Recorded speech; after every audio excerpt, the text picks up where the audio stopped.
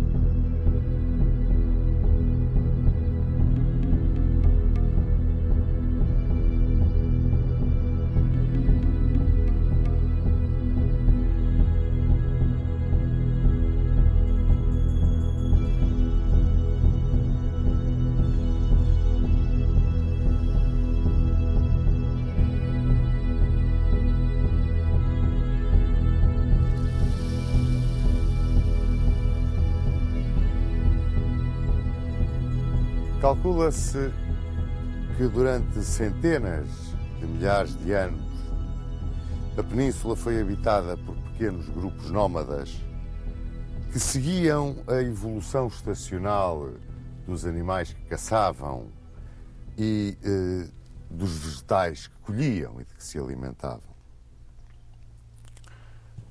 Durante um longo período de hominização e de evolução técnica e cultural, estes grupos foram talhando, traçando vários caminhos dentro da península. Podemos dizer que, de uma forma geral, escolhiam para viver os vales dos grandes rios, as zonas onde lhes era mais fácil encontrar água e onde os animais mais facilmente iam beber e onde as plantas mais facilmente cresciam.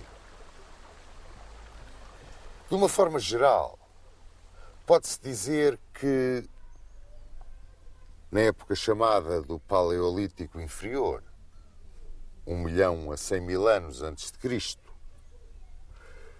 em que o domínio do chamado Homo antecessor, o homem da pedra lascada, que fazia os seus utensílios em grandes blocos de pedra,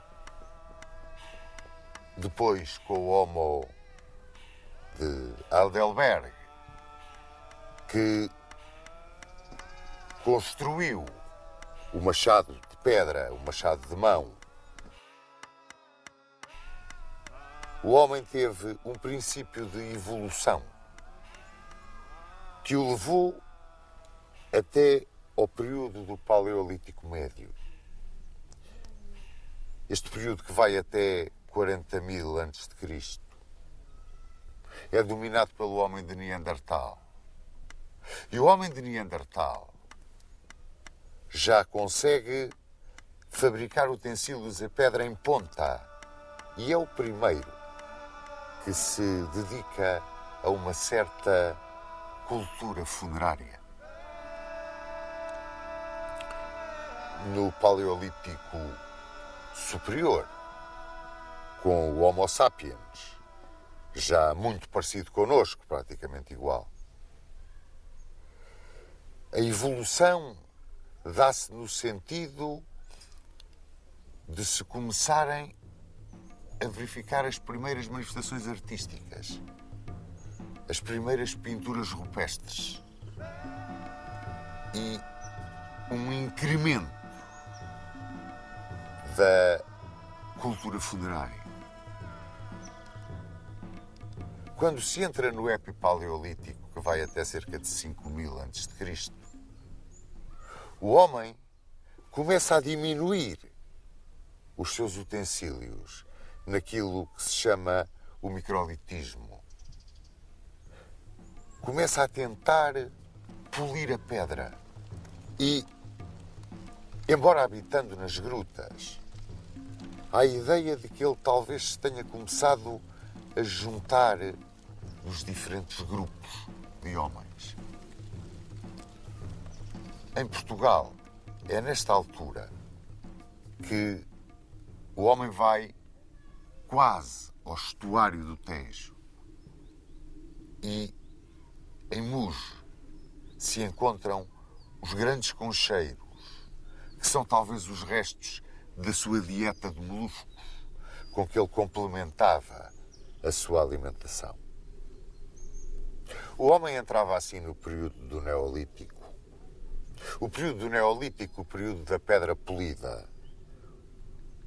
Este período em que o homem se começa a sedentarizar, a domesticar os animais, a tomar o controle do cultivo dos cereais, sobretudo do trigo e do centeio, e que leva a que a sociedade se comece a formar em núcleos muito reduzidos, mas que se baseavam numa necessidade comum de segurança e bem-estar.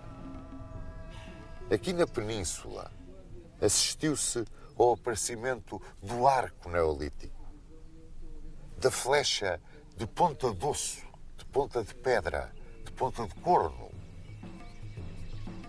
Esse arqueiro do Neolítico era um caçador por excelência, mas começava também a ser um agricultor e um pastor. Não tinha uma vida completamente nómada nem completamente sedentária. E, no entanto, começou a ser visitado pela primeira vez por povos mais civilizados, que já estavam noutro patamar do conhecimento. Povos que vinham do Mediterrâneo Oriental e que estavam em contacto com o Próximo Oriente, onde o Neolítico tinha terminado há cerca de 3.000 anos. Esses povos vinham aqui à Península à procura de metais, fundamentalmente o cobre a sul do Tejo e o estanho a norte do Tejo. E pela sua influência, originaram que o último período do Neolítico tivesse aqui uma extensão mais brilhante sob o ponto de vista civilizacional, que se chama o período da indústria dos metais. Este período da indústria dos metais divide-se em duas grandes áreas: a área do Calcolítico e a área da cultura do vaso campaniforme. esse período do Calcolítico, que aqui podemos considerar muito bem representado no cromlech dos Almendres, é um período de construções funerárias monumentais, menires, dólmenes, mas também um período em que se começa a trabalhar o cobre aqui na península. É um período que faz o transbordo para a parte mais brilhante do final do Neolítico, neste período da indústria dos metais, que é o período do vaso campaniforme, a cultura do vaso campaniforme. De qualquer forma, aproximamos-nos do ano 1000. Estamos perto de entrar na Idade do Bronze. Aqueles que visitam a península têm aqui, nos vales dos rios sobretudo, verdadeiras cidadelas, onde guardam os minerais e onde guardam muito do cereal que também negociam com os peninsulares. Hoje em dia pode-se considerar que os habitantes iniciais da península vieram de 3 regiões: do Cáucaso, do centro da Europa e do norte da África, e que aqui se juntaram e se misturaram. Chamaram-lhes os iberos. Pensa-se que por a grande parte deles ter vindo dessa região do Cáucaso chamada Ibéria, aqui estiveram durante a Idade do Bronze, até que por volta de 800 a.C., nesses 800 a.C., em que os indo-europeus, a quem chamavam os celtas, passaram as 2 brechas pirenaicas e entraram na península, com a entrada da Idade do Ferro na península, os celtas é que trouxeram a Idade do Ferro para a península. Primeiro houve uma repulsa, mas depois juntaram-se, aglutinaram-se, formaram uma entidade, chamados os celtiberos. Essa entidade celtibérica que entra na Idade do Ferro é aquela que está mais arraigada às origens do povo português. Os celtiberos começaram a ser visitados primeiro pelos fenícios, que vinham da sua colónia de Tiro. A seguir aos fenícios vieram os gregos. Esses já começavam a negociar também no campo dos cereais, importavam o nosso trigo, o nosso centeio. Vieram muito ao Vale do Tejo. Muitas tribos dos povos peninsulares começaram a viver nos sítios altos, em pequenas aldeias chamadas castros, fortificadas. Uma vida agropastoril extremamente dura. Os cartagineses que para aqui vieram começaram a substituir os fenícios como negociantes. Mas durante as guerras púnicas encontraram na península um manancial para reforçarem o seu potencial humano. E não só. Daqui levavam soldados, daqui levavam cavalos. Quando os cartagineses entraram num contacto mais profundo com os povos peninsulares, podemos dizer que os povos peninsulares se encontravam divididos em 2 grandes grupos. Os edetanos, de uma origem ibérica e que habitavam na costa mediterrânica e no sul, e os peledanos, de origem mais indo-europeia e que habitavam na fachada ocidental e no norte. Nestes peledanos, na fachada ocidental, vivendo uma cultura castreja, duros, tenazes, estavam os lusitanos. E esses sim, são os nossos mais antigos parentes.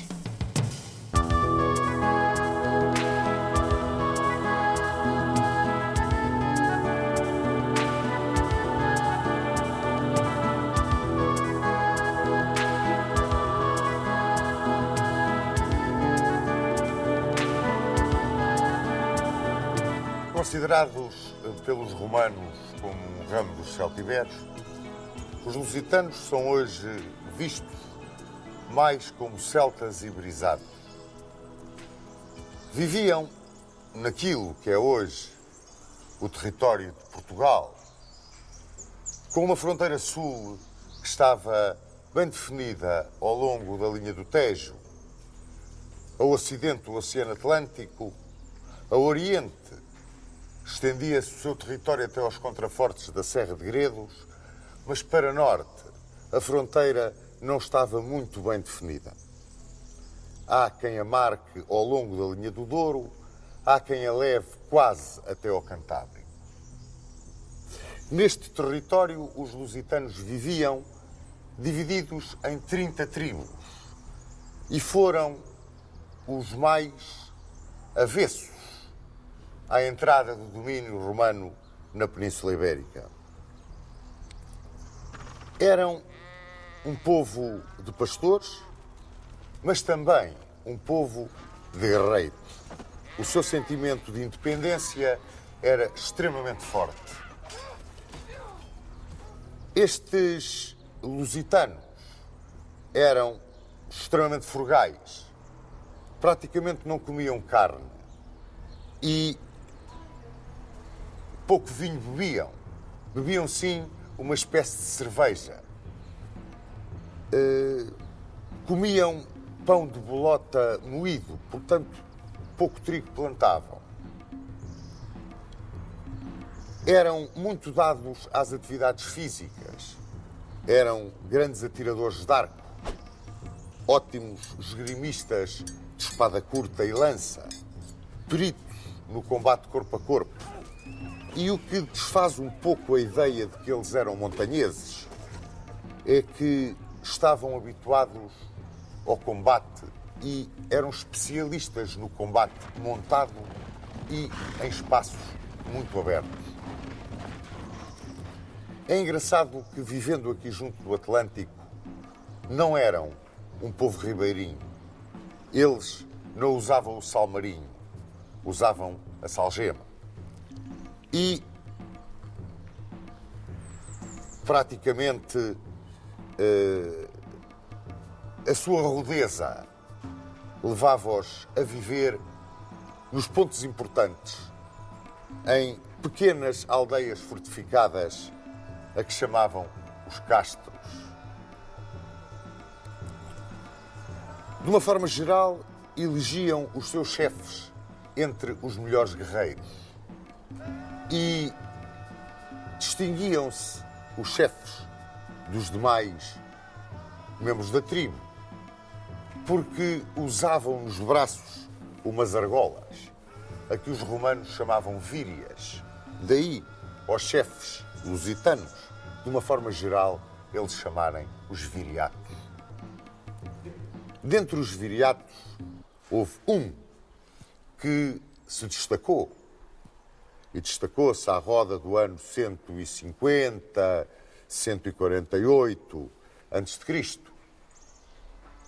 Foi o homem que conseguiu fazer frente a Roma, ganhar contra Roma e procurar uma aliança dos demais povos peninsulares contra a ocupação romana. A ocupação romana começou à volta de 219 a.C. e vem na sequência das guerras púnicas. É sabido hoje que tropas lusitanas estiveram no exército de Aníbal Barca na Batalha de Trébia e que o acompanharam na invasão de Itália. Inicialmente, os romanos na península tinham tido uma entrada relativamente pacífica e tinham conseguido, através da negociação, da aceitação do comércio, de uma captação cultural, tinham conseguido, de uma forma relativamente pacífica, entrar junto de grande parte dos povos da península, sobretudo daqueles da fachada mediterrânica. Mas com os lusitanos as coisas foram diferentes. Aí, 50 anos antes de aparecer Viriato, destacam os romanos dois líderes lusitanos.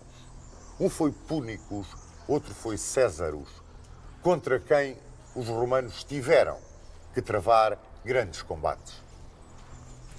Vinha-lhes daqui a fama de guerrilheiros, porque em caso de derrota refugiavam-se nas montanhas, no território de Portugal, sobretudo na Serra da Estrela, onde eram temíveis na guerra de guerrilha.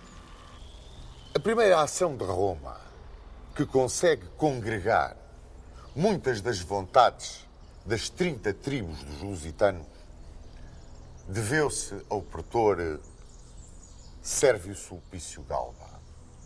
Sérvio Sulpício Galba, curiosamente, foi o homem que no Senado disse que aqui nos confins da península havia um povo que não se governava nem se deixava governar.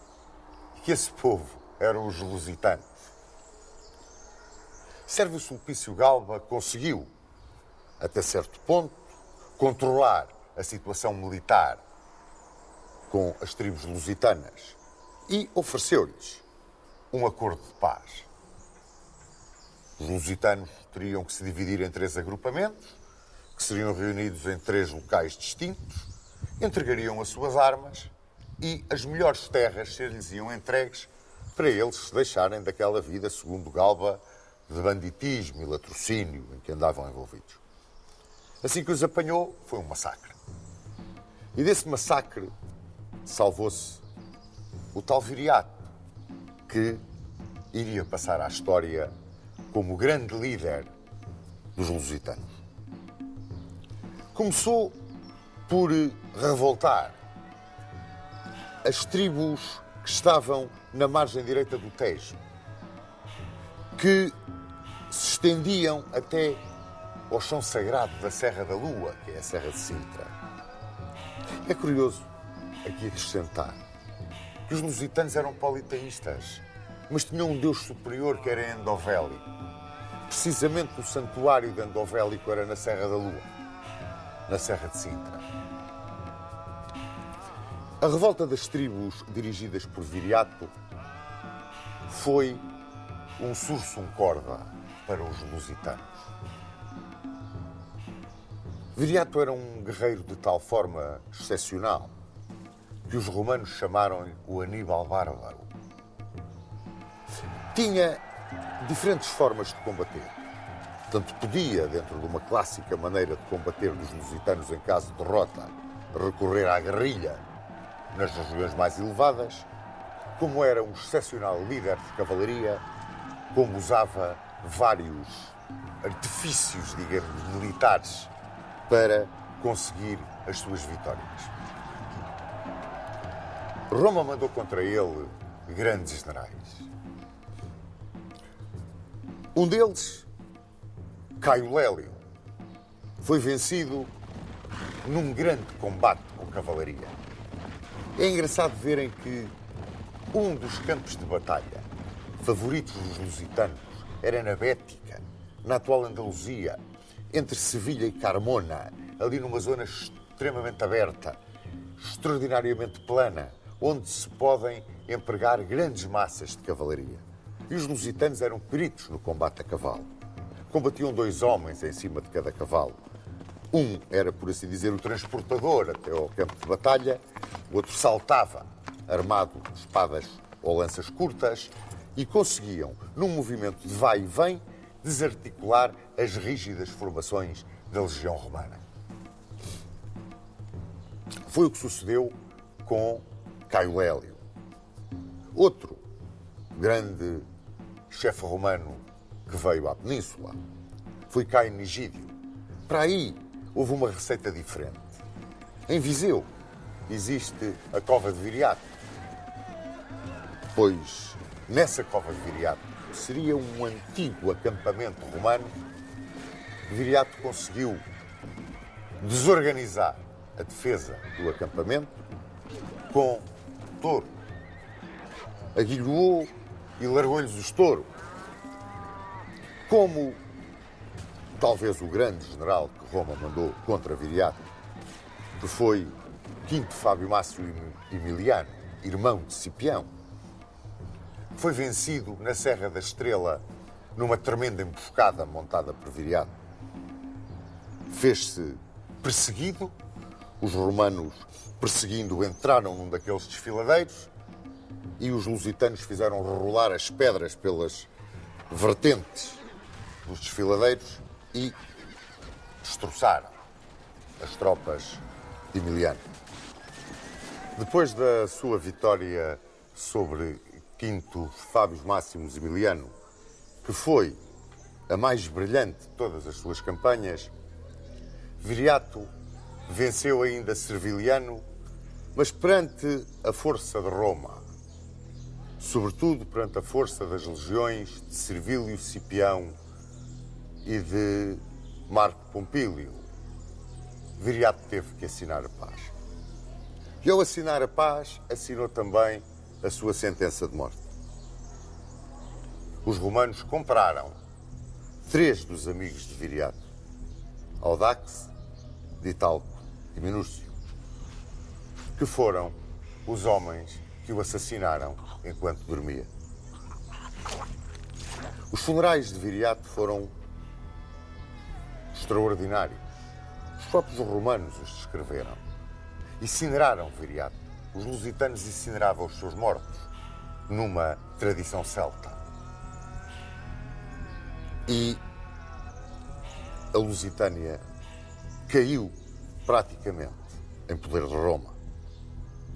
Décimo Júnior Bruto entrou pela Lusitânia e chegou até ao rio Lima. A lenda de que ele teria atravessado o Lima, porque o Lima era a barreira para o além de onde ninguém voltava. Décimo Júnior Bruto atravessou o Lima a cavalo sozinho e foi para o outro lado, onde agora dizem que está o Monte de Santa Luzia, ao pé de Viana do Castelo. E daí chamou os seus legionários para se juntarem com ele. Quando, por volta de 80, entre 80 e 70 a.C., em Roma, a guerra civil entre Mário e Sila chegou ao fim com a vitória de Sila, os partidários de Mário fugiram, exilaram-se. E um deles foi Quinto Sertório e veio para a Península Ibérica. E aqui foi convidado pelos lusitanos para seu chefe. E aceitou esse convite na luta contra Sila. Sertório, além de ter sido um grande general, venceu Lúcio Fufídio. É o seu gênio militar que obriga a que Roma enviasse à Península Pompeu. Sertório foi, sobretudo, o primeiro homem que, de uma forma pacífica, conseguiu uma certa romanização dos bárbaros lusitanos. Estabeleceu uma capital política em Évora, a Liberalita Júlia dos romanos. Em Osma, colocou um centro de estudos. Conseguiu mesmo fazer um arremedo de Senado e, aplicando os princípios dos Gracos, procurou conseguir entre os lusitanos uma certa democratização. Foi assassinado por Perpena, o seu lugartenente. Quando Roma não podia com alguém, é claro, mandavam matar, era um dos sistemas que os romanos tinham. E pagavam a peso de ouro o ver-se livres desse inimigo. Depois da morte de Sertório e depois da grande ação militar de Pompeu, as últimas resistências dos lusitanos naquilo que é o território português foram vencidas por Caio Júlio César. Reparem, 2 nomes, talvez os mais sonantes da República Romana. Entre os seus generais, Pompeu e César, vieram aqui para poder dominar os lusitanos. E a última resistência, que naquilo que é o território de Portugal, os lusitanos terão apresentado a Roma, apresentaram-na nas Berlengas. Depois, já em 19 depois de Cristo, a última das últimas resistências foi a do Castro de Medulho, junto do Rio Minho, mas aí já era insignificante a resistência dos lusitanos.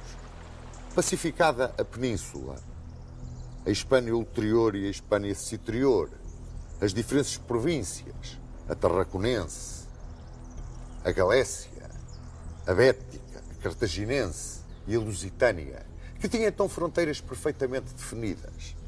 A Lusitânia foi dividida em 3 conventos. Era uma organização administrativa de Roma. Um era o convento emeritense, que tinha a capital em Mérida. Outro, o convento pacense, com a capital em Pax Julia, Beja. E outro, o escalabitano, com a capital em Scalabis, que era Santarém. A este escalabitano pertencia Conímbriga. Este final, Conímbriga, briga, tem qualquer coisa muito céltico. Conímbriga era uma cidade que estava a cavaleiro da via que ligava o Licipo, Lisboa, a Bracar Augusta, Braga. E tinha uma extraordinária importância. Aqui perto havia uma cidade muito mais pequenina, que era Iminium.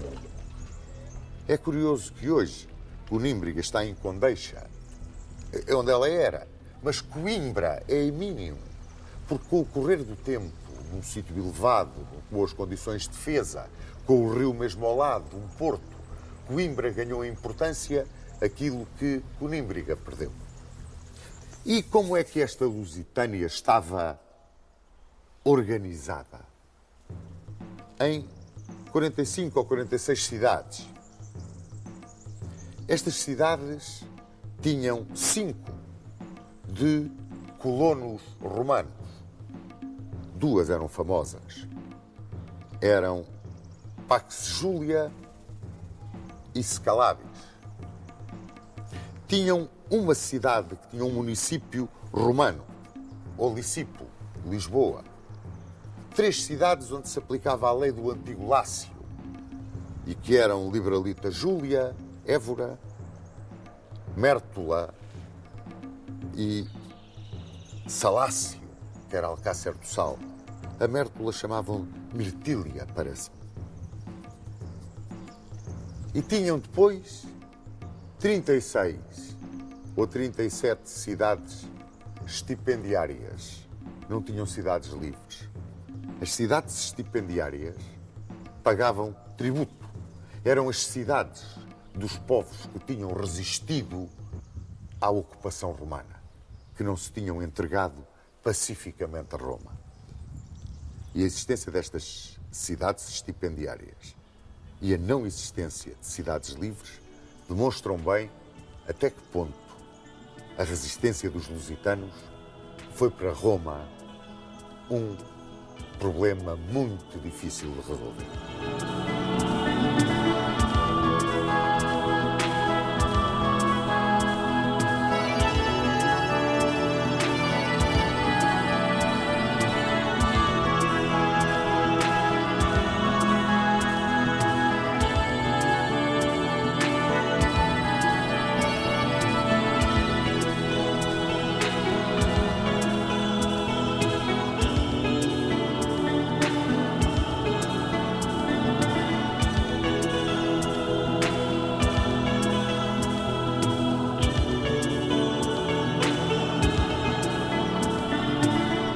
Com a vitória de Roma, a península foi pacificada, latinizou-se e começou a viver a sua vida como uma província imperial. Assim, acompanhou esse mesmo império na sua glória, na sua tragédia, nas suas vitórias, nas suas derrotas. Assistiu à sua partição entre Império Romano do Oriente e Império Romano do Ocidente. Viu como o cristianismo iluminava Roma, mas ao mesmo tempo lhe destruía, por assim dizer, a sua força de trabalho, a sua economia no combate que fez à escravatura.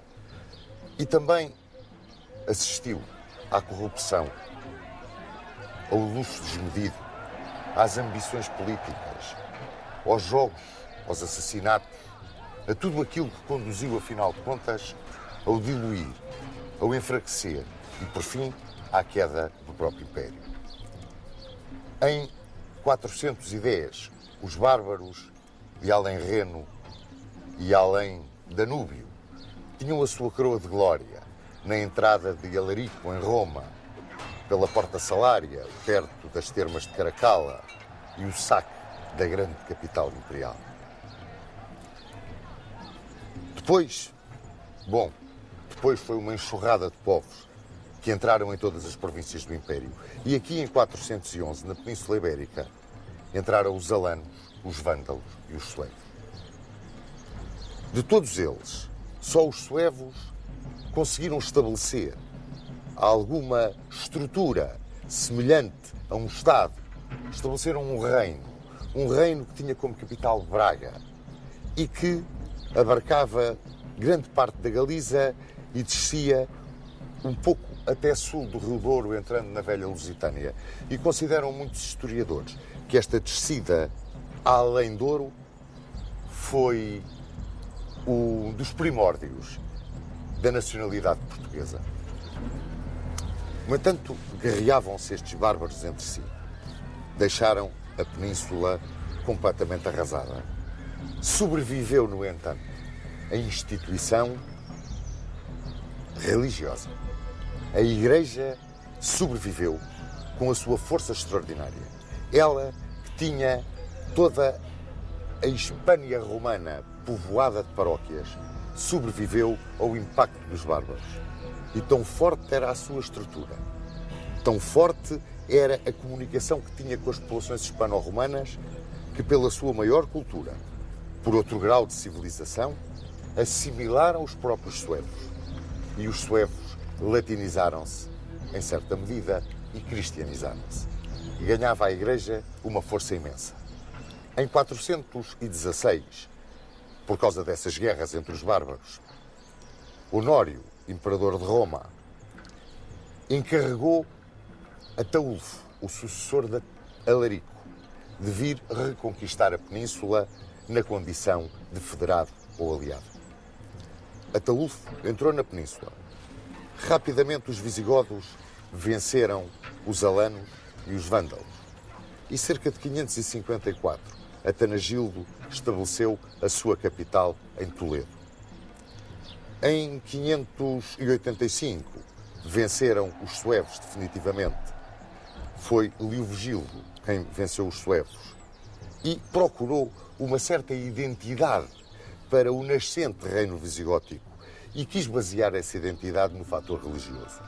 Simplesmente, o cristianismo dos visigodos era ariano e encontrou uma resistência, uma oposição tenaz por parte do catolicismo que vigorava entre os hispano-romanos e mesmo os suevos que tinham sido assimilados.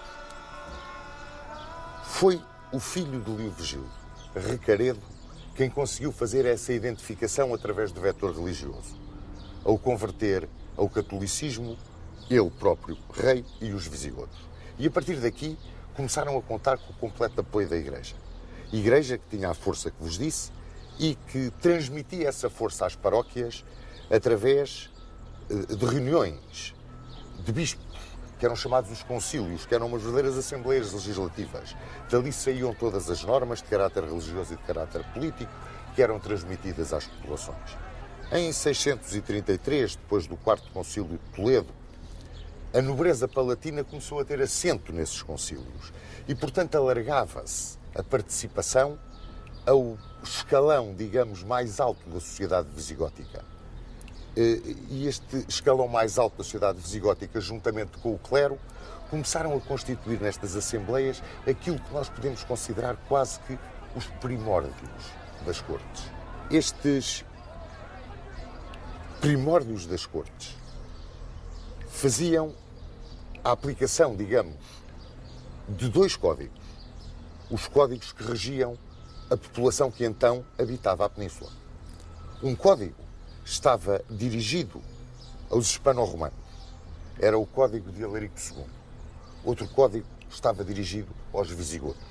Era o Código de Eurico. Leovigildo conseguiu que a parte judicial deste código se unisse, aplicando a todos os vassalos as mesmas normas jurídicas, os mesmos juízes. Mas é com Recesvinto, já no século VII, que se cria um código único para todos os habitantes da península, fossem eles hispano-romanos ou visigodos.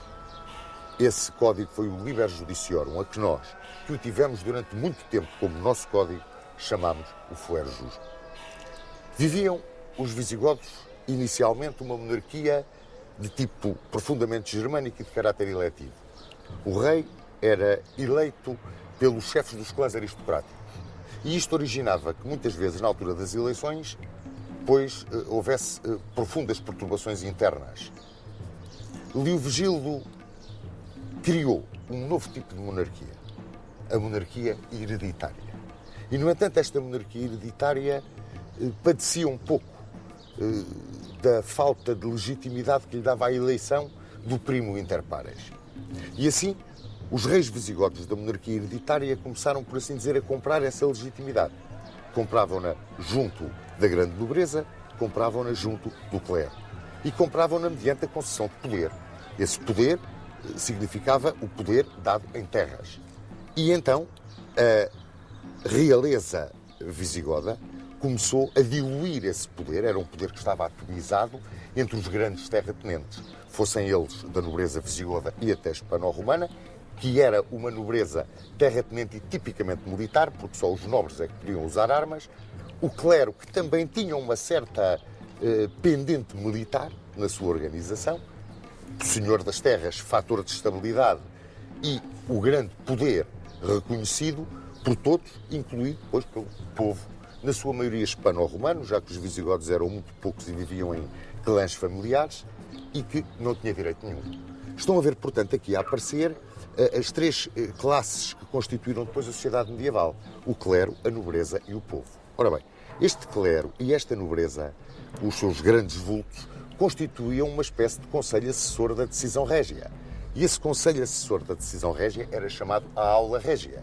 E têm aqui outro dos elementos da herança visigótica aos povos que depois se lhe seguiram na ocupação e na história peninsular. Esta aula régia era a antecessora real das cortes. Temos, portanto, uma herança visigótica dada por uma monarquia hereditária, com o poder atomizado, diluído entre uma grande nobreza e um clero poderosíssimo, um povo que não tinha direito nenhum e trabalhava, a realeza assessorada pela aula régia, que eram as cortes, por assim dizer. Bom, esta instabilidade que se criava, porque ao atomizar o poder criou-se a instabilidade dos nobres e do clero entre si chocarem por privilégios e por quererem muitas vezes derrubar a própria monarquia, derrubar a própria dinastia que reinava, e isso sucedeu no século VII ao ponto de haver inúmeros regicídios, numa época que ficou conhecida pelo nome de Morbus Gotorum. Esta instabilidade tinha fatalmente que se refletir na vida e na duração do próprio Império Visigótico.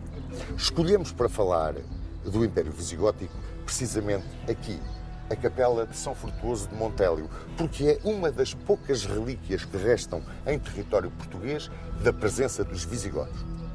Essa presença que foi apagada quando, sucedendo a Vamba, subiu ao trono Witiza. E das lutas precisamente que se travavam entre muitas vezes o rei e a nobreza, e entre a nobreza entre si. E neste caso foi entre o rei e a nobreza, que aqui tinha como, digamos, quase representante a nobre família de Rodrigo e o próprio clero, dividido, tentando também ganhar cada vez mais força e mais prestígio. Foi neste verdadeiro cadinho, nesta convulsão que sucedeu com a subida de Witiza ao trono, que radica a invasão do Império Visigótico vinda dos seus vizinhos do Norte da África.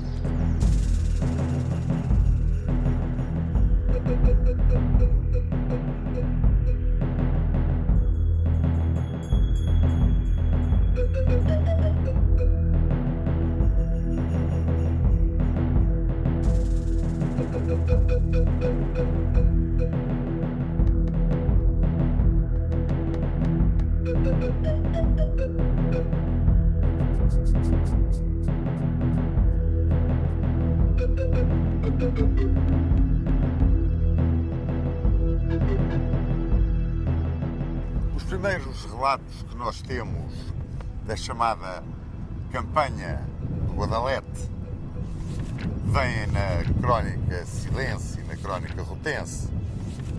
Referem os agravos que Witiza, rei dos visigodos, fez à estirpe de Rodrigo. E Rodrigo foi quem lhe sucedeu no trono. derrubou Vitiza, prendeu, mandou-lhe arrancar os olhos. Era uma prática que os visigodos tinham nestas ocasiões. Perseguiu os filhos, a nobreza sua amiga, ao ponto dos filhos de Vitiza e os nobres que se opunham a Rodrigo pedirem o apoio dos muçulmanos do outro lado do estreito. Governava aí a cidade de Ceuta o conde Julião. E o conde Julião também tinha grandes razões de queixa de Rodrigo, que tinha violado uma filha e não tinha querido casar com ela. Portanto, quer de um lado, quer do outro do estreito, havia um grande ódio e uma grande vontade de derrubar Rodrigo. E essa vontade vinha ao encontro da vontade dos muçulmanos, que havia muito tempo sonhavam com conquistar o Andaluz, que era a maneira como eles chamavam a Península Ibérica, o Andaluz. Era então governador Musa ibn Nusair, era o governador árabe do norte da África. Tinha durado, pois desde o início da pregação de Maomé na Península Arábica até ao século VIII, 80 anos, foi quanto levou aos muçulmanos para se estenderem até à costa atlântica do Atlas marroquino. E os revoltosos contra Rodrigo pediram a intervenção de Musa no Andaluz. Assim, em junho, julho de 710, a primeira expedição de guerreiros muçulmanos contra Algeciras que saquearam acabou num reconhecimento da região para uma invasão de maior dimensão. E essa invasão teve lugar também em junho, julho de 711 e foi comandada por Tariq ibn Ziyad. A esquadra de Tariq passou o estreito, desembarcou em Algeciras, as forças concentraram-se no Calpe. A partir daí passou a chamar-se Gibraltar, Gerb al-Tariq, o rochedo de Tariq, e marcharam contra as forças de Rodrigo. Os visigodos e os muçulmanos focaram nas margens do rio Guadalete. Este rio Guadalete que aqui passa. E nem a crónica silense nem a crónica rotense dão com certeza histórica o local da batalha. Calculam os historiadores que ela se tenha travado a algures entre Medina Sidónia e Puerto de Santa Maria, aqui na zona onde nos encontramos. E essa batalha foi uma batalha que durou, a campanha, durou 8 dias. E segundo a crónica silense, na batalha decisiva, no auge da refrega, as forças visigodas que eram comandadas pelos filhos de Vitiza e pelo bispo Opas viraram-se contra Rodrigo. Portanto, foi uma ação conjunta dos muçulmanos, de Tariq e dos próprios visigodos revoltados contra Rodrigo que levaram à derrota visigoda na Batalha de Guadalete. Não se sabe do destino de Rodrigo, mas segundo a crónica rotense, teria sido, muito depois, século XI, localizado o túmulo de Rodrigo em Viseu. Ora, depois da Batalha de Guadalete, a ocupação da península, a ocupação do Andaluz, pelos muçulmanos foi muito rápida. Em 719, eles praticamente dominavam toda a Península Ibérica. E entusiasmados com esta vitória, invadiram a Gália. E em 732 foram derrotados por Carlos Martel na Batalha de Poitiers e regressaram ao seu Andaluz, à Península. E o Andaluz passou a constituir uma província pertencente ao Califado de Damasco. Ora, quando as lutas internas do Califado de Damasco atingiram o auge, o derrubo da dinastia Omeia, subiu ao poder a dinastia dos Abássidas e a capital mudou de Damasco para Bagdá, na península, o último dos Omeias, Abdurrahman I, pois proclamou o Emirato Independente do Andaluz. Com o andar do tempo, em 929, Abdurrahman III declarou o Califado de Córdoba. Califado glorioso, um dos mais gloriosos do mundo islâmico em toda a sua história. E este califado durou até que as disenções internas o cindiram nos reinos de taifas. Ora bem, logo a seguir à derrota de Poitiers, segundo uns, ainda um pouco antes da derrota de Poitiers, segundo outros, existia nessa parte do andaluz que não estava sujeita à força da islamização. A islamização, aqui como um pequeno detalhe, a islamização foi geralmente pacífica, porque para aqueles que aceitavam o domínio muçulmano, os muçulmanos eram muito brandos, respeitavam-lhes a religião, as instituições, as tradições e, portanto, essa islamização não foi violenta. Mas na zona do Cantábrico e em alguns vales pirinaicos reuniram-se grupos de resistência hispano-romano-godos e o mais importante deste grupo de resistência tinha a sua capital em Cangas de Onis. E aí se terá formado o núcleo fundador do Reino das Astúrias. E o primeiro rei desse Reino das Astúrias foi Pelágio. Ora, também segundo a crónica rutense e a crónica silense, aí entre 718 e 740, eles não dão bem uma data certa, os muçulmanos de Abdulaziz terão atacado essa resistência de Pelágio. Travou-se, então, uma das batalhas lendárias da história da Península. Foi a Batalha de Covadonga, que terminou com uma grande vitória de Pelágio e dizem por intervenção divina, uma vez que os hispanogodos estavam numa escarpa de uma montanha, metidos nessa escarpa, e os muçulmanos, atacando de baixo para cima, lançavam os seus projéteis e os projéteis iam cair em cima dos muçulmanos. Este milagre era o milagre da força da gravidade. Mas a verdade é que os muçulmanos de Abdulaziz foram derrotados em Covadonga. E essa batalha de Covadonga é aquela que inicia a reconquista cristã da Península.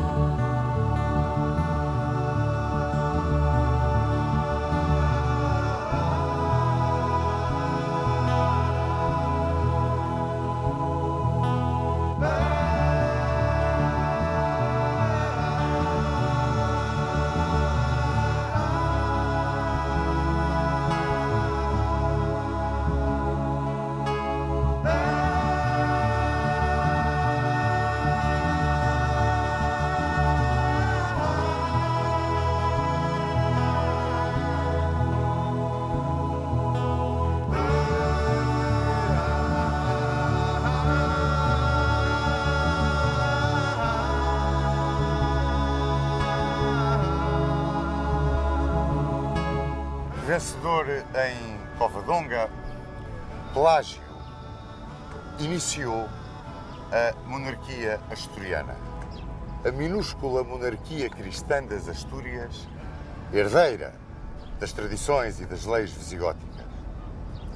E Pelágio levou-a mesmo até às suas origens, ao reinstaurar o caráter eletivo da realeza. A ele sucedeu Fafila, e a Fafila um homem extraordinário. Sucedeu-lhe um homem verdadeiramente extraordinário, que foi Afonso I. Afonso I foi o verdadeiro reiniciador, o verdadeiro iniciador da reconquista cristã. Foi ele quem começou a fazer profundas incursões no território muçulmano. A Afonso I sucedeu Fruela I, o homem que alargou a monarquia asturiana sobre o território dos Vasconcelos e que fundou o Burgo de Oviedo. E a monarquia asturiana passou a ter o nome de Monarquia de Oviedo. É mais ou menos por esta altura que no andaluz sucedem os confrontos civis, que são o reflexo das lutas entre omeias e abássidas que levaram ao Califado de Córdoba. E neste tempo, uma série de obscuros monarcas reinam em Oviedo, mas vão alargando o território cristão. Temos Bermudo I, Ordonho I, Afonso II e, sobretudo, Afonso III, a quem chamaram o Grande. O homem que leva as fronteiras do Reino de Leão até ao Douro. Quando ele morre em 910, é aí que estão as fronteiras do Reino Cristão, no Douro. E é curioso que depois dele sucedem uma série de pequenas guerras entre os cristãos, mas essas pequenas guerras enfraquecem-nos, e enfraquecem-nos de tal maneira, e são de tal forma um convite aos muçulmanos, que o grande general do Califado, o último grande general do Califado, Almansor, consegue empurrar a fronteira cristã praticamente até às faldas das Astúrias. É o último grande general, o último grande vulto do Califado, porque a partir dele o Califado vai se cindir, vai se estilhaçar nos reinos das taifas. Ora, aproveitando esse estilhaçar dos reinos das taifas, há um monarca cristão que se destaca de todos os outros que reinaram até agora no Reino de Leão. É Sancho de Navarra. Sancho de Navarra consegue uma homogeneidade de esforços dos reinos cristãos e vem novamente até o Douro. É um homem de uma extraordinária personalidade, é um grande chefe militar e legou à cristandade um filho magnífico, Fernando I, a quem chamaram o Magno.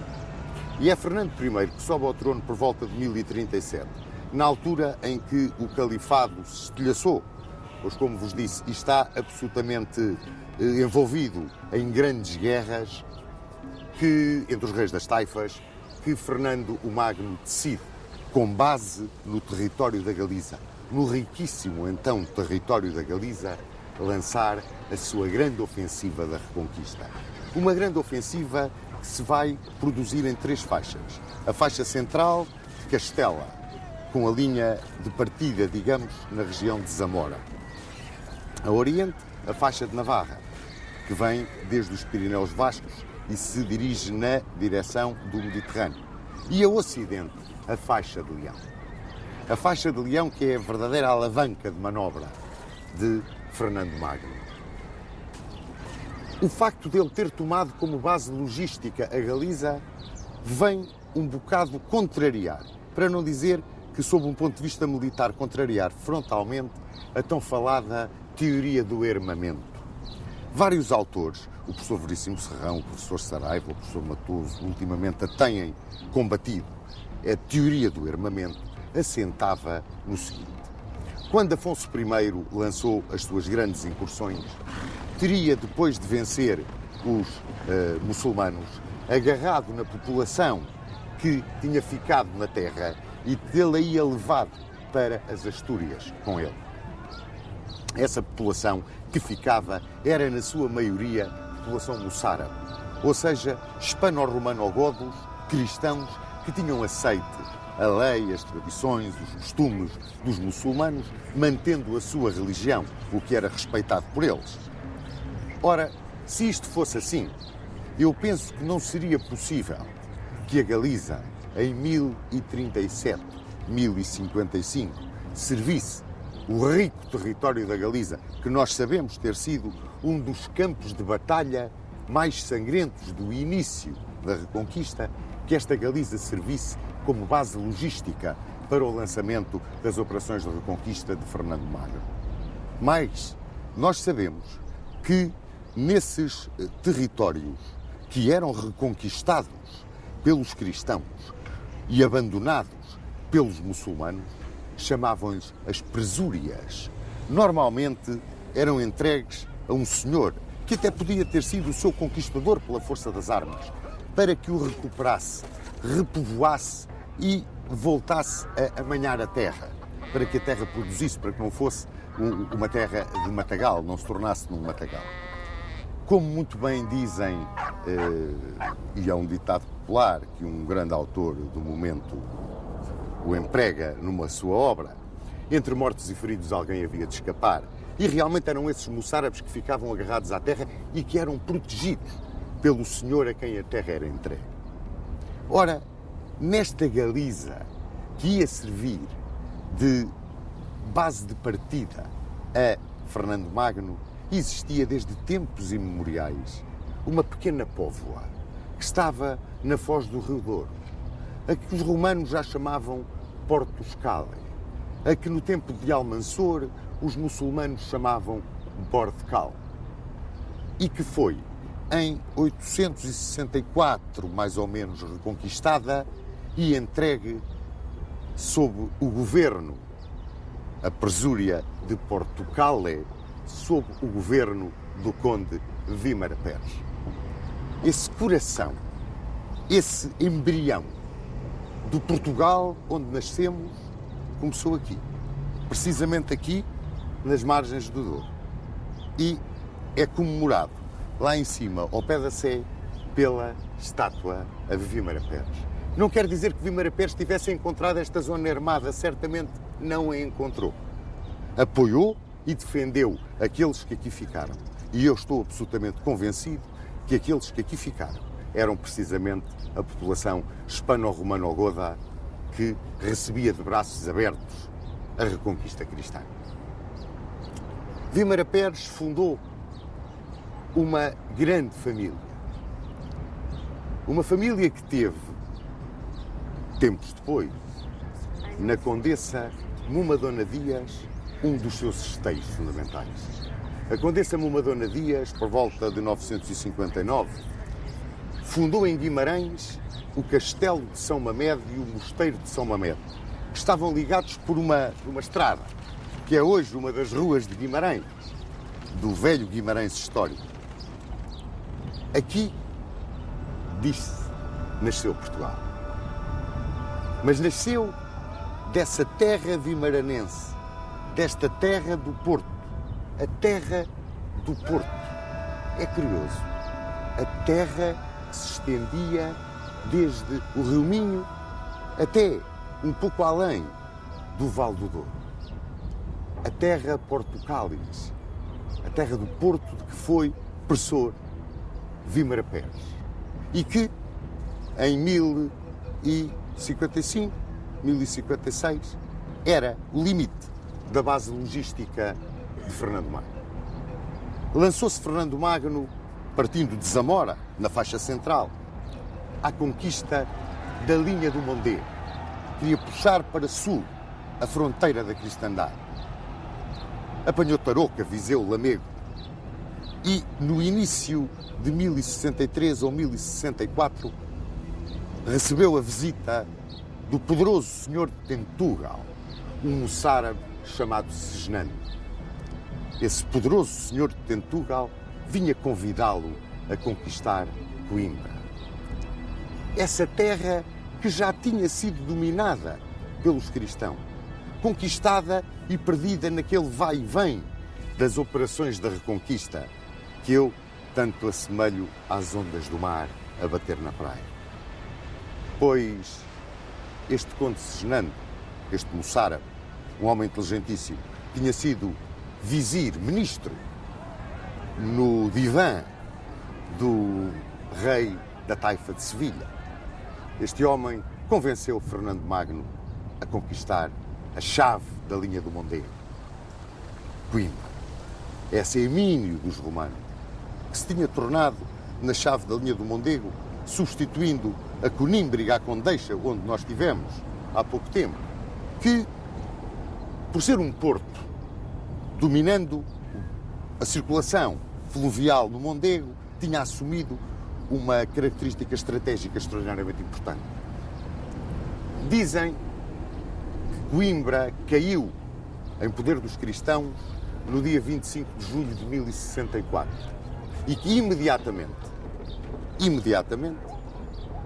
Fernando Magno formou com ela uma terra, a zona de Coimbra do Mondego até ao Douro, terra essa que deu ao governo do conde Segenando, a terra de Coimbra.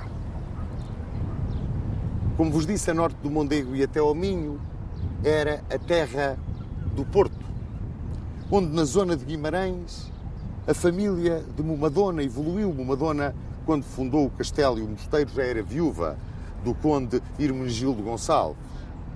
E a família de Momadona evoluiu para se tornar na família Mendes, uma família de grandes tradições na história do condado portucalense e apoiantes confessos de Dom Afonso Henriques. Pois bem, eles eram também muito ligados à coroa de Leão, tinham um grande poder político, sucediam-se hereditariamente na chefia do condado e eram quase independentes.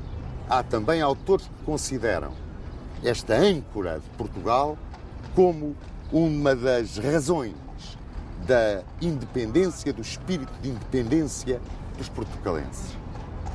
Com a terra do Porto, que estava então entregue a Múnio Hermiges, e a terra de Coimbra, entregue ao conde Segisnando, Fernando Magno formou a terra portucalense.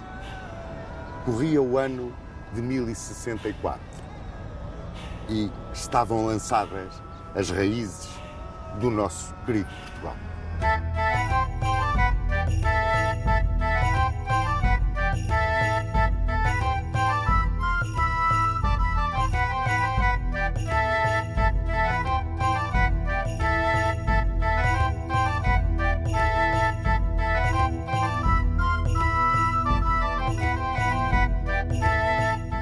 A morte de Fernando Magno em 1065 e as disposições do seu testamento levaram ao desmembrar da poderosa monarquia castelhano-leonesa entre os herdeiros do grande imperador das Espanhas. Assim, a Sancho II correspondeu Castela, a Afonso VI correspondeu Leão, às filhas Urraca e Elvira corresponderam Zamora e Toro, e ao filho mais novo, Garcia, correspondeu a Galiza. A Galiza, agora tornada em reino e acrescentada da terra portucalense. Durou pouco a concórdia entre os herdeiros de Fernando Magno e, logo em 1070, Sancho II procurou, numa violenta guerra intestina, reunir novamente as diferentes partes do império do seu pai. Em 1072, durante o cerco de Zamora, que foi brilhantemente defendida por Dona Urraca, Sancho II foi morto numa sortida dos sitiados e imediatamente Afonso VI, que se encontrava refugiado junto dos mouros em Toledo, apareceu para tomar conta dos tronos de Leão e Castela, uma vez que Sancho II tinha morrido sem herdeiros. Restava-lhe agora Garcia. E contra Garcia se voltou Afonso VI, venceu, prendeu-o no Castelo de Luna e reconstituiu o Império das Espanhas sob o seu comando político e comando militar.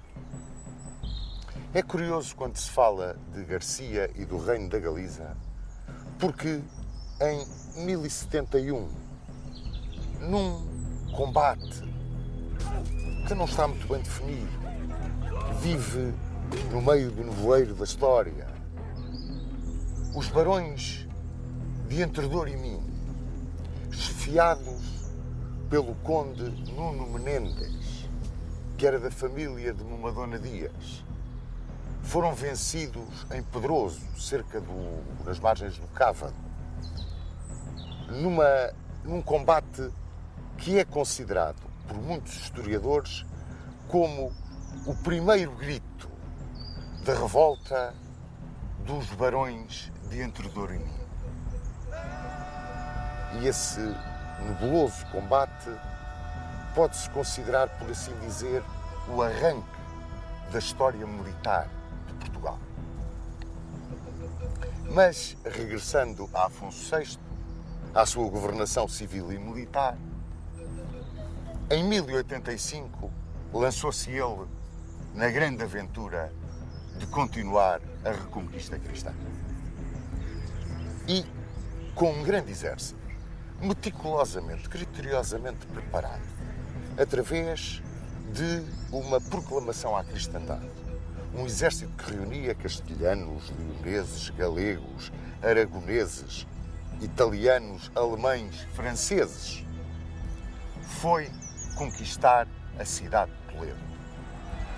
E em 1085 cai Toledo em poder da cristandade e transforma-se no centro da Reconquista.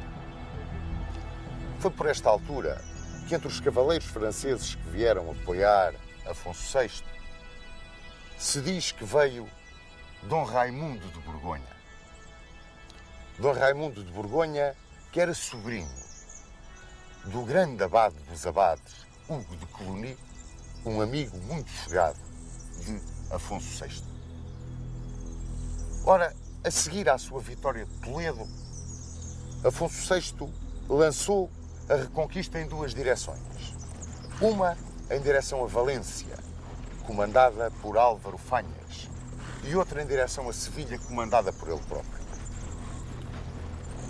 Os divididos reinos das taifas, que se guerreavam entre si a todo o momento, uniram-se face ao inimigo comum e pediram a intervenção dos almorávidas do norte da África. E os almorávidas vieram em socorro dos mouros do Andaluz. Vinham comandados por um grande general, um dos grandes generais sarracenos de toda a sua história militar, Yusuf ibn Tashfin. Quando Afonso VI soube que o Tashfin preparava a invasão da península para vir ao Andaluz apoiar os reinos das taifas, mandou fazer um pregão por toda a cristandade, pedindo reforços para a Reconquista. E é então que vem para Portugal Dom Henrique de Borgonha, o quarto filho dos duques de Borgonha, bisneto de Roberto II de França e primo, embora num grau afastado, de Dom Raimundo, que já aqui se encontrava. Organizou-se um grande exército comandado por Afonso VI. Foi contra a invasão almorávida do Tashfin. Mas em 25 de outubro de 1086, nos campos de Zalaca, cerca de Badajoz, o exército cristão foi completamente trucidado. Foi uma derrota clamorosa às mãos do Tashfin. Aliás, primorosamente descrita por Alexandre Herculano. Com esta derrota, tudo parecia que os almorávidas iriam entrar pela zona reconquistada. Mas não. Curiosamente, só fizeram duas investidas. Uma do Sair sobre a Galiza e outra de Almutamide sobre Castela Nova. Assim, porque não exploraram o seu sucesso de Zalaca, imediatamente sofreram, como sempre vos disse, as ondas que chegam à praia vão e vêm da Reconquista cristã. Imediatamente, em 1087, já estava novamente Afonso VI a caminho da Reconquista e cercava Badajoz. Por esta altura, começa-se a falar na corte de Afonso VI destes dois cavaleiros borgonhões, Dom Raimundo e Dom Henrique. As descrições que existem deles são curiosas. A um Dom Raimundo político, cortesão, fraquíssimo militar, era uma nulidade para comandar tropas, opunha-se um Dom Henrique, que era um homem de grande iniciativa, valente como um leão, um homem capaz de levar atrás de si a hoste real, se tal fosse necessário, mas um grande ambicioso e um homem com muito poucos escrúpulos. Pois, perante estes dois condes, Afonso VI sentia-se apoiado de uma maneira e de outra, numa altura em que a ameaça almorávida se esbatia um bocadinho por causa das questiúnculas que existiam a nível do interior do andaluz muçulmano. É que os almorávidas, que vieram socorrer os reinos das taifas, acabaram por os querer conquistar. E, sobretudo na nossa faixa ocidental, na zona do Garbe, eles lançaram-se contra as três províncias que o constituíam. O Alfogar, que é o Algarve atual, o Alcácer, que é o Alentejo, e Belata, que é parte da Extremadura e parte do Ribatejo, e estabeleceram como linha de fronteira com a cristandade a linha do Tejo, com as praças de Santarém, Lisboa, Alcácer, Sintra, Almada, Palmela. Eles ali estavam defendendo toda a zona conquistada pelo Sair, porque foi o grande motor desta conquista almorávida, e o território cristão. Por esta altura, por intervenção de Dona Constança, rainha de Leão e Castela, que era parente dos dois condes, Dom Raimundo de Borgonha casou com Dona Urraca, que era a filha legítima de Afonso VI e Dona Constança. Uma vez que o coração de Afonso VI estava preso ao filho que tinha da linda moura Zaida, que era filha do rei de Sevilha e para quem Afonso VI queria deixar o seu império. Este jovem infante, Dom Sancho. Mas para compensar Dona Urraca, resolveu Afonso VI refazer o reino da Galiza. Foi por volta de 1091 que morreu o conde Segenano de Coimbra, que tinha estado com Afonso VI na Batalha de Zalaca. E, imediatamente, Afonso VI refez as terras que constituíam a parte a sul do Minho do seu império. Criou um condado em Coimbra, que deu a Martim Muniz, um condado em Aroca, que deu a Múnio Beniegas, e um condado no Porto, que deu a Dom Henrique de Borgonha. Com estas três terras ou condados, junto com a Galiza, formava o reino da Galiza, destinado a compensar, de algum modo, Dona Urraca pelo seu sonho de fazer do infante Dom Sancho o seu sucessor, imperador das Espanhas. Mas mais, quis alargar a fronteira para sul até à linha do Tejo, que era o seu sonho. O sonho de Afonso VI, o sonho estratégico, era estabelecer na linha do Tejo a fronteira sul da Galiza. A Galiza estendia-se do Cantábrico ao Mondego, isto desde 1064. Aproveitando então as discórdias e as lutas que existiam no Garbe, entre os almorávidas e os mouros daquela região, e que enfraquecia profundamente a defesa dos sarracenos, Afonso VI resolveu lançar um grande fossado que empurrasse definitivamente a sua fronteira para a linha do Tejo. E, atacando de surpresa para sul, pôs cerca a Santarém.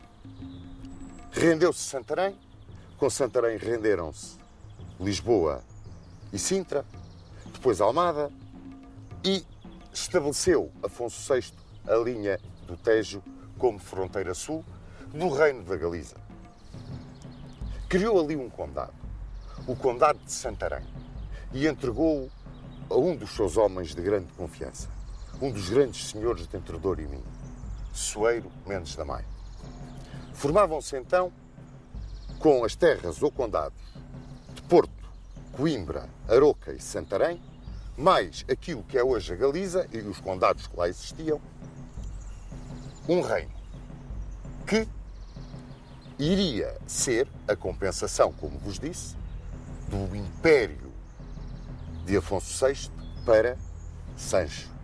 E, portanto, este reino destinado a Dona Urraca. E ele entregou, como um vice-reino, quase independente, o governo deste território. do Cantábrico até ao Tejo, a Dom Raimundo de Borgonha. Bom, mas voltou a sair. E voltou a sair e apanhou Lisboa e apanhou Sintra. E cercou Santarém. E imediatamente, para reconquistar a linha do Tejo, uma poderosa hoste comandada por Dom Raimundo de Borgonha, onde ia um troço de tropas do Condado do Porto, comandadas por Dom Henrique, que então tinha casado com a filha bastarda de Afonso VI e da Muniones, Ximena Núñez, ou Muniones, que se chamava Dona Teresa ou Dona Tareja. Com essa força veio Dom Raimundo de Borgonha para repor a fronteira na linha do Tejo. Por questões de caráter tático, o sair levantou o cerco de Santarém, na altura em que as tropas cristãs entraram pela zona do Garbo dentro e vieram acampar sob os muros de Lisboa. Mas o sair regressou a Lisboa e a derrota de Dom Raimundo foi total. A sua inépcia como comandante foi completa e destacou-se a cobrir a retirada daquele desastre Dom Henrique de Borgonha. Dom Henrique destacou-se nesse comando e protegeu a retirada dos cristãos para lá da linha do Mondego. Foi uma ação definitiva para a ideia que Afonso VI já tinha daquilo com que podia contar por parte de Dom Raimundo. Ou seja, nada. E então resolveu dividir o que tinha planeado para Dona Urraca em 2 condados. O condado da Galiza, além Minho, seria governado por Dom Raimundo. O condado portucalense, Aquém Minho, seria governado por Dom Henrique e Dona Teresa. Tinham o senhorio militar, administrativo, judicial, por vínculo feudal, hereditário, desse território, que se estendia do Rio Minho até ao Tejo.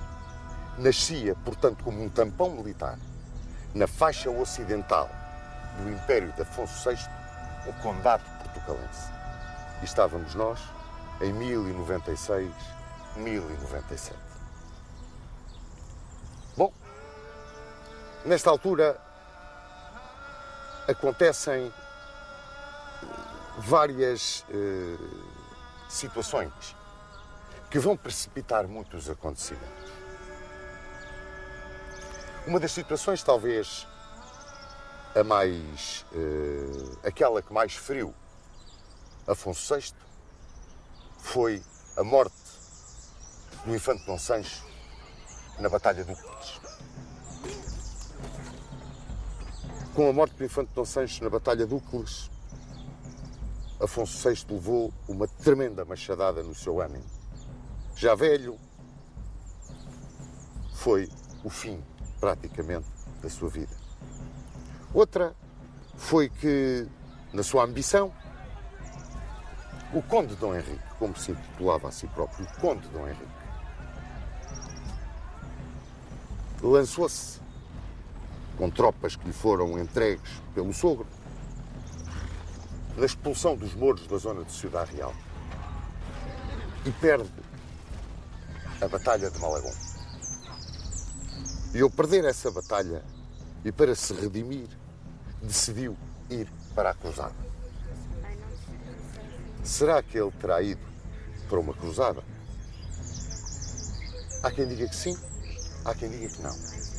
Há quem diga que ele foi com o bispo de Coimbra a Roma para conseguir que se restaurasse a sede de Braga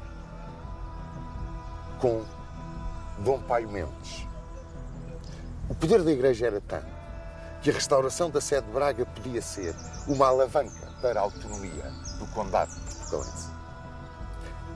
E que aí, se esta é realmente a verdade histórica, estaria apoiado por Dom Raimundo.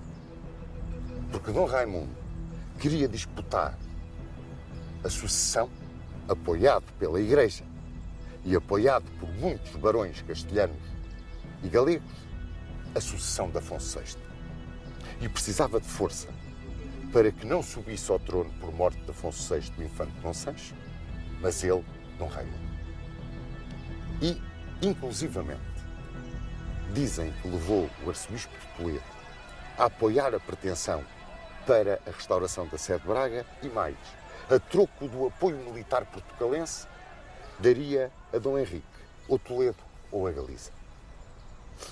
Mas, como vos disse, a morte do infante Dom Sancho na Batalha de Úcleos veio alterar completamente este jogo estratégico. E para piorar ainda mais as coisas, morre também Dom Raimundo de Borgonha. E fica Dom Henrique, por assim dizer, como a primeira espada, a primeira cabeça, com prestígio militar para manter a unidade imperial. Com a ambição também da sua mulher, que era uma ambiciosa, uma mulher sagaz, inteligentíssima, Dona Tareja, ele fez a corte ao sogro, que estava muito mal, muito vencido, muito derrotado. E foi à Astorga e encontrou o moribundo. E a ideia dele era, dado que o filho único do casal, Dom Raimundo de Borgonha, Dona Urraca, o infante Afonso Raimundos, tinha apenas 4 anos, era ele ficar com a coroa imperial. Pois bem, a ideia do monarca castelhano e leonês era outra. Deixava os seus estados a Dona Urraca, menos a Galiza, que seria para Afonso Raimundos. E tudo isto com uma condição: Dona Urraca casar novamente. Em 1091, Afonso VI morre em Astorga. Ora, a decisão de Afonso VI deixou revoltado o conde Dom Henrique, porque via-se na situação do como conde portucalense ficar na vassalagem de uma criança ou de uma mulher a quem não reconhecia capacidade para manter a unidade do Império, mas também preocupou muito os barões galegos, castelhanos e leoneses, que exigiram que Dona Urraca casasse, muito contra a vontade dela, com Afonso de Aragão, o batalhador. E a primeira coisa que Afonso de Aragão fez foi substituir os alcaides dos castelos, das terras da mulher, por alcaides da sua confiança. E isto revoltou os grandes senhores vassalos de Dona Urraca. E entre eles, um poderoso, rico homem galego, Pedro Froilás de Trava, que era o aio de Dom Afonso Raimundos, e que, agarrando no pendão da revolta, saiu a exigir os estados de Afonso VI para o pequenino infante. A Igreja apoiava também o movimento dos senhores da Galiza, de Leão e de Castela. Igreja que era, por assim dizer, liderada por Diogo Gelmires, o arcebispo de Compostela. E apoiava porque Dona Urraca tinha pedido o divórcio de Dom Afonso de Aragão. Dom Henrique, nas suas terras, aproveitou o dissídio entre os parentes de quem era vassalo e procurou alargar o seu condado. E fê-lo, ora apoiando Dona Urraca, ora apoiando Afonso de Aragão, metendo-se em todas as pelejas, metendo-se em todas as questões e lá ia vivendo naquele turbilhão em que se estava a tornar o antigo Império de Afonso VI. É curioso que os almorávidas não aproveitaram imediatamente este dissídio, mas pouco depois vieram à linha do Tejo novamente e, apesar da heroica resistência de Soeiro Mendes, reconquistaram Santarém. E a linha do Tejo passou a constituir não uma fronteira dominada pelos cristãos, mas uma fronteira dominada pelos almorávidas. E, portanto, uma base de partida para um avanço até ao Mondego. Nestas lutas entre Dona Urraca e Afonso de Aragão, Afonso de Aragão foi cercar a Astorga e Dona Urraca, com o apoio de Dom Henrique e de Dona Teresa, cercou Penafiel. E caiu Penafiel. E Dona Teresa convenceu o marido a pedir a Dona Urraca a partilha do Império, uma vez que não queria de forma nenhuma que os barões portucalenses chamassem rainha à irmã. Dona Teresa era o motor quase da vontade de Dom Henrique. E Dona Urraca, prometendo que fazia partilhas, rompendo as promessas, prometendo que dava a Dom Henrique Zamora, Toro, Salamanca, Valladolid, lá ia enganando o velho conde portucalense, que morreu sem ter recebido nada daquilo que a cunhada lhe prometera em 1112. Por direito feudal, sucedeu-lhe o seu filho, muito pequenino, filho varão, Dom Afonso Henriques, que, segundo uns autores, nasceu em Guimarães, segundo outros, nasceu em Viseu, ainda segundo outros, nasceu em Coimbra, e os anos então de nascimento também não concordam uns com os outros, 1108, 1109, 1111. A verdade é que reza a lenda que nasceu aqui, em Guimarães, e que foi aqui batizado também em Guimarães. De pequenino, Dom Afonso Henriques era doente, era fraquinho das pernas, dizem os cronistas. E o seu aio, o senhor de Ribacoa, Egas Muniz, tê-lo-ia levado em peregrinação a Santa Maria de Carquer e que se teria dado um milagre, que ele teria voltado curado. Bom, é a lenda. A verdade histórica é que Dom Afonso Henriques cresceu um atleta agigantado, educado primorosamente por Egas Muniz, o senhor de Ribacoa. Mas enquanto pequenino, tomou conta do condado, em nome do filho, Dona Tareja, a condessa portucalense, que imediatamente, confiada que estava na força dos seus barões, no espírito que já começava a existir de unidade, de identidade, dentro das fronteiras do condado, pois Dona Tareja tomou, diz muita gente que abusivamente, o título de Infanta Rainha, que lhe competia como filha de rei com jurisdição sobre terra. Só que a jurisdição ela tinha em nome do filho. E imediatamente foi à Astorga pedir à irmã que lhe desse as terras que tinha prometido ao marido. Foi a primeira, aliás, a nas Cortes de Leão de 1115 prestar vassalagem humildemente a Dona Urraca. É claro que nesta altura rebenta uma revolta com Pedro Froilás Estrava, o arcebispo Gelmires de Compostela, que exigem definitivamente a realeza na Galiza para Dom Afonso Raimundos, em cumprimento daquilo que estava determinado no testamento de Afonso VI. São apoiados nessa revolta por Dona Tareja. E Dona Tareja recebe deles Ourense e Tui. É claro que a relação com a irmã piorou. Davam-se aqui grandes desencontros, grandes problemas de poder. Começava a aparecer uma força, não só dentro do condado portucalense, mas também dentro da Galiza, que se queria desprender da monarquia castelhana e leonesa. É mais ou menos por esta altura que os almorávidas lançam um grande ataque, partindo do Val do Tejo contra o Val do Mondego. E o objetivo desse ataque era Coimbra. Abandonando os seus negócios todos políticos na Galiza, Dona Tareja vai para Coimbra e vai ela defender, comandar a heroica defesa de Coimbra. E aí, Dona Teresa ganhou, se alguma coisa lhe faltava, o amor, o respeito, toda a paixão com que durante um tempo os seus ricos homens a seguiram e toda a população do condado a seguiu. Chegaram ao ponto de lhe chamar rainha, como se pode ver no monumento que ela tem em Ponte de Lima. Mais ainda, ela materializou a ideia de corte do vínculo político com a monarquia leonesa.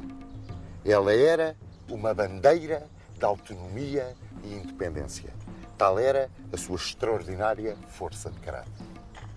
Pois bem, vencedora em Coimbra, regressando ao condado, uma bandeira que os próprios galegos quiseram aproveitar na sua luta gêmea da portuguesa pela independência de Leão, ela recebeu como ligação entre os galegos e os portucalenses o alferes mor do arcebispo Gelmires de Compostela, um moço, guerreiro, cavaleiro de grande fama, Fernão Pérez Estrada. Era esse o enviado dos galegos para vir para junto dos portucalenses como uma ligação, quase nessa conspiração que havia para cortar os vínculos com o Reino de Leão. E Dona Teresa apaixonou-se por Fernão Pérez Estrada. E a verdade é que Fernão Pérez Estrada também se apaixonou por ela. E foi o princípio da perdição da Condessa portugalense. Rapidamente o tornou no governador do distrito do Porto. Deu-lhe uma força extraordinária ao ponto de assinar documentos com ela. E a conspiração forjava-se agora com uma paixão pessoal que era extraordinariamente perigosa, porque os nobres galegos, com a força que tinham da sua extensão territorial, da sua prevalência em todas as questões políticas, se convenceram de que a unidade portucalense e galaica seria feita sobre a soberania galega. Sobre a soberania galega.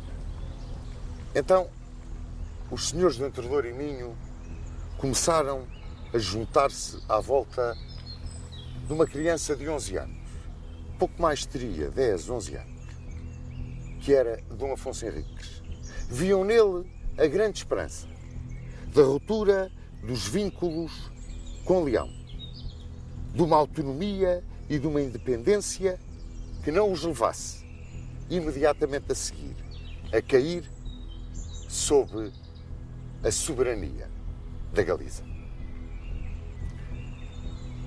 Este movimento que via em Afonso Henriques essa bandeira, escolhia o homem certo, educado por Egas Muniz.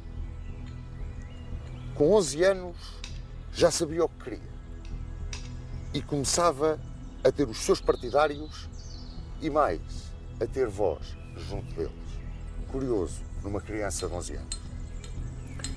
Porém, Dona Urraca, depois, apercebeu-se de que havia uma conspiração que envolvia galegos e portucalenses. E, em 1121, entrou em som de guerra pelo condado portucalense. E é a primeira vez que com ela vem Afonso Raimundo. E vêm pôr cerco ao Castelo de Lanhoso, onde estava a condessa portucalense, a infanta rainha, rainha para muitos portugueses, como já vos disse, chamada Dona Teresa. O cerco do Castelo de Lanhoso foi feito por Dona Urraca e pelo arcebispo Gelmires. Mas é curioso que, no meio de tanta traição, no meio de tanta intriga, também aí a intriga e a traição tiveram um peso enorme. Exigiram os nobres galegos a Dona Urraca que mandasse prender o arcebispo Gelmires em pleno cerco. E exigiram-lhe que fizesse as pazes de Lanhoso com a irmã. E, contra a vassalagem e subordinação imediatamente prestada por Dona Teresa, Dona Urraca deu-lhe Zamora, Toro, Salamanca e Ávila. Ou seja, Dona Tareja saía da sua derrota com mais força do que aquilo que tinha, se tivesse ganho.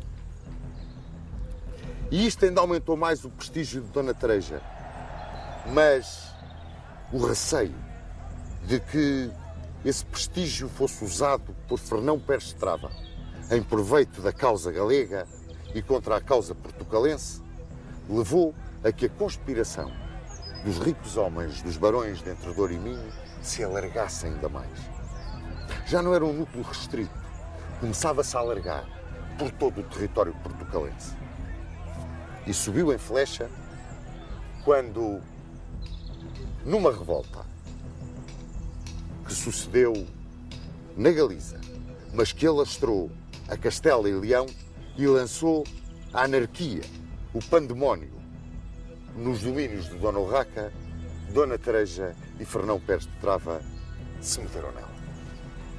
Meteram-se nela e, imediatamente, os senhores de Entre Douro e Minho viram o perigo que corria o próprio condado perante a anarquia e o poder do conde galego. O poder que ele tinha, que era total dentro do condado portucalense. Por sua vez, castelhanos, galegos, leoneses vêem em Afonso Raimundos, então com 19 anos, o homem que podia suster esta onda da anarquia, que podia realmente trazer a paz, a concórdia e a força novamente ao império de Afonso VI. As coisas agora vão suceder-se em catadupa. Em 1124, Afonso Raimundos arma-se cavaleiro, direito dos reis, em Santiago de Compostela, no altar de Santiago. Ao seu lado, protegendo-o, amparando-o, tem o arcebispo Gelmires. A força da Igreja, a força de todos os senhores que o querem ver rei, imperador. Mas em 1125 é a vez dos portugueses contra-atacarem.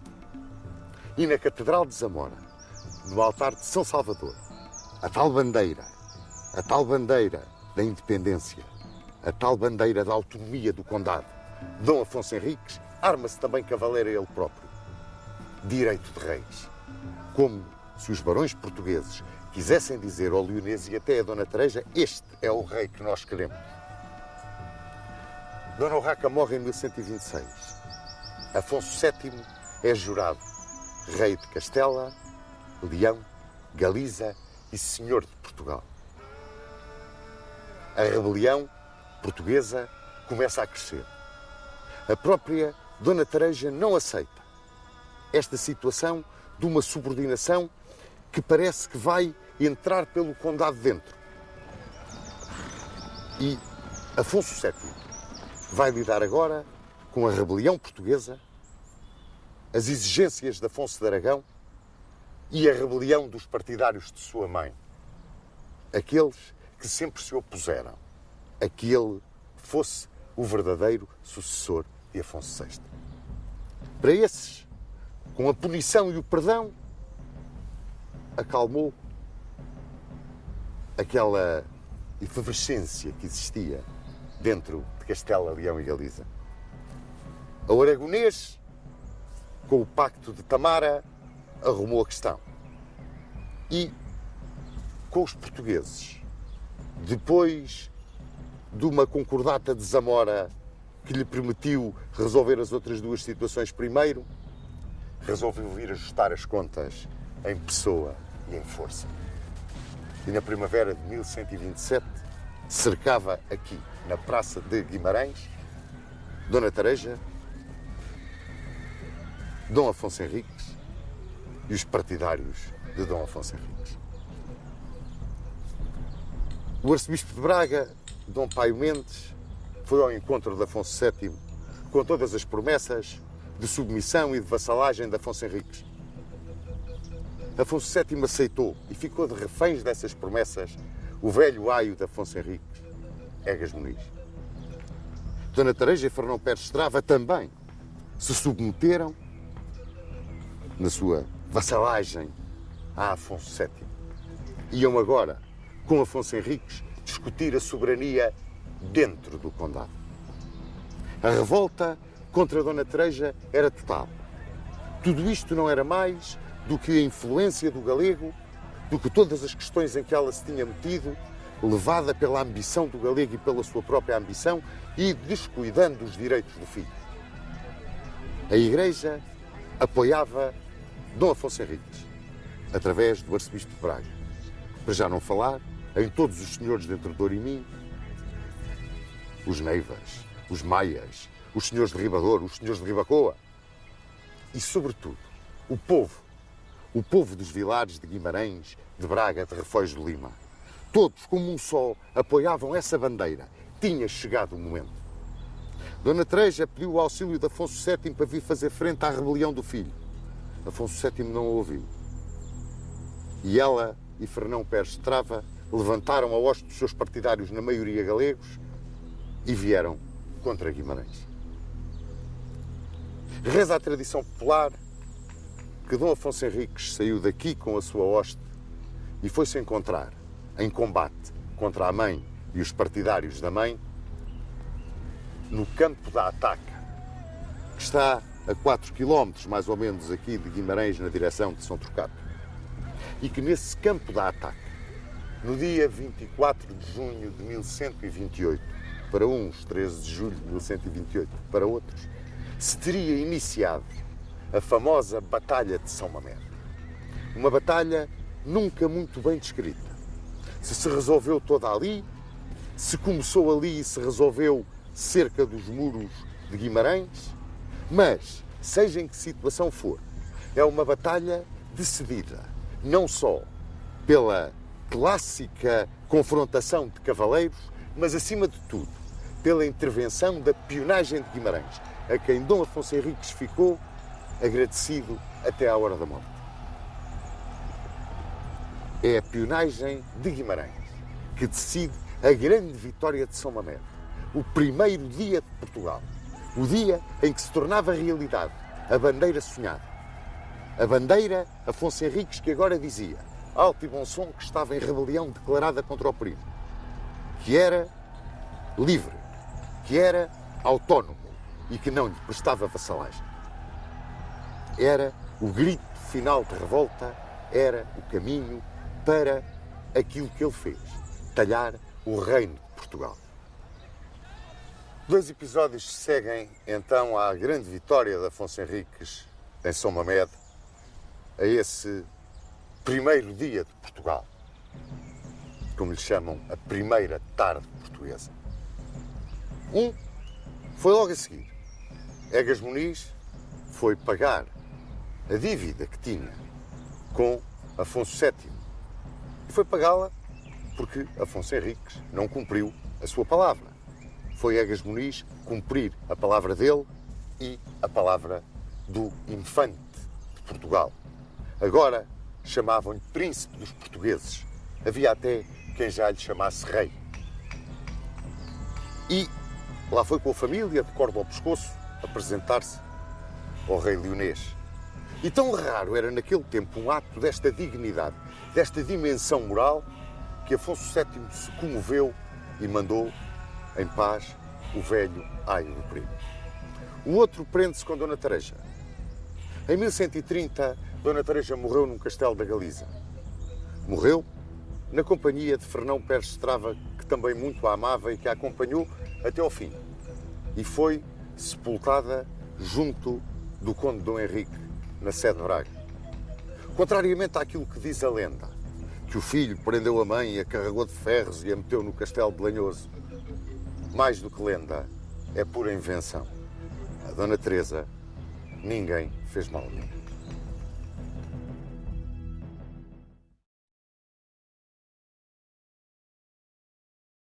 Gostaríamos de saber a opinião do Sr. Dom Duarte acerca do período histórico que medeia entre a chegada a Portugal do Conde Dom Henrique e a Batalha de São Mamede.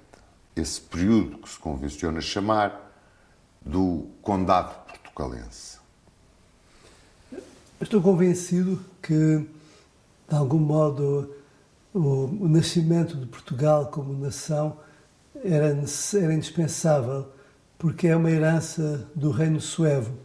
Os suevos nunca aceitaram o seu domínio pelos visigodos, quando foi das invasões, chamadas invasões bárbaras, e depois a ocupação islâmica, mas que manteve, no fundo, a identidade dos vários povos. Os muçulmanos eram muito poucos, árabes e berberes eram poucos, e tinham um poderio militar e uma organização, mas do ponto de vista numérico não eram muitos. Mesmo aquela parte da população que se converteu ao Islão por uma razão de interesses, de vantagens, rapidamente voltaram ao cristianismo depois da Reconquista. Por isso, nesse sentido, voltou outra vez os sentimentos e as tradições anteriores voltaram à superfície. Onde foi realmente uma falha histórica foi ter ficado separado Portugal da Galiza. O Sr. Dom Duarte falou de Dom Afonso Henriques, a quem os almorávidas, sobretudo, chamavam o pérfido galego, vindo ao encontro daquilo que o Sr. Dom Duarte acaba de dizer. E o Ibn Eric. O Ibn Eric. E Dom Afonso Henriques, figura marcante ainda antes daquilo que se convencionou chamar a data da independência de Portugal, e que pertence, portanto, ao reinado de Dom Afonso Henriques. Mas, como chefe de Estado, Dom Afonso Henriques começa a sua vida em 1128, na Batalha de São Mamede, depois da Batalha de São Mamede, como chefe de Estado. A posição crítica de Dom Afonso Henriques relativamente à mãe e a posição crítica dos senhores de Entre Douro e Minho relativamente ao domínio galego sobre Portugal, eu gostava que o Sr. Dom Duarte nos desse a sua opinião acerca desse período que não é tão bem estudado como nós julgamos hoje em dia na nossa história. Creio que tem também a ver com os dois bispados. Santiago de Compostela e Braga sempre tiveram uma grande rivalidade. Talvez isso justifique esta rivalidade entre as duas regiões, não é? E por outro lado, não há dúvida que Dom Afonso Henriques era um burguinhão, e algumas das pessoas que o acompanhavam, etc., vinham diretamente da Borgonha. Curiosamente, eu tenho apontado em França, quando inaugurei um monumento a Dom Afonso Henriques em Versailles, pago pelos nossos imigrantes, eu disse que Dom Afonso Henriques era o modelo do imigrante de segunda geração que teve muito sucesso na vida e que, portanto, não somos só nós a emigrar para lá, eles também emigraram para cá. E, portanto, nesse aspecto, creio que a história tem que servir também para nos ajudar a compreender a nossa época, para estimular a nossa autoestima, para fazer ver os problemas atuais num relativismo, numa perspectiva, com uma profundidade histórica que nos ajuda a compreender a situação atual. A Batalha de São Mamede, para o Sr. Dom Duarte, o seu avoinho, primeiro rei de Portugal, porque interessa que os nossos seguidores da nossa série saibam que o Sr. Dom Duarte vem em linha direta masculina de Dom Afonso Henriques. Penso eu que é quase um caso único nas casas reais europeias. É.